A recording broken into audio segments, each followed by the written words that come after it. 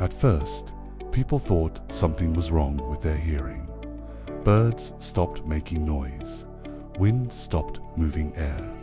Machines ran silently. The world didn't feel broken. It felt muted. Cities continued operating. Lights changed. Screens updated. But silence became absolute. No echo, no hum, no distant sound. Days passed. The silence grew heavier, as if it had weight. Then something changed. A single sound returned.